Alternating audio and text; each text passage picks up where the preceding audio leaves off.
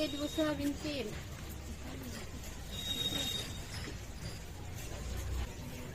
কড়াইতে একটু লবণ দিয়ে দিব, মাছটা যেন না লেগে যায়। এবার দিয়ে দিব মাছ।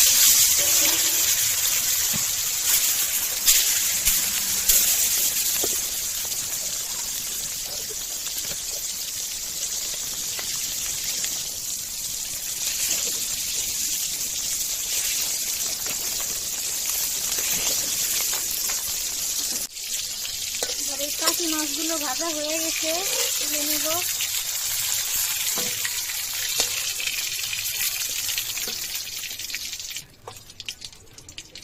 এবার এই তেলেই দিয়ে দিব রসুন কুচি, পেঁয়াজ কুচি।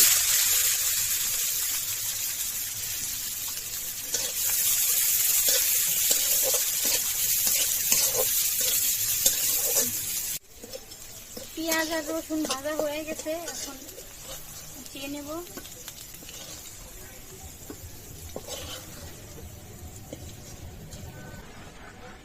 একটু তেল,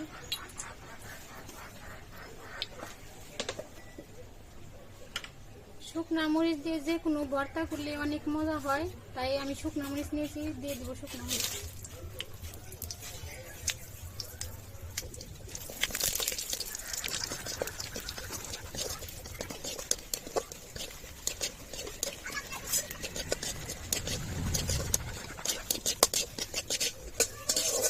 মরিচ ভাজা হয়ে গেছে, এখন তুলে নেব।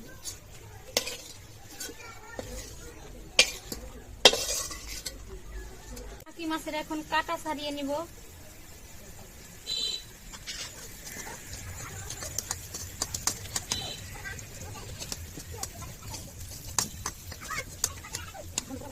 এখন এই মরিচের ভিতরে নিয়ে নেব লবণ, নিয়ে মরিচ ভালো করে করে নেব।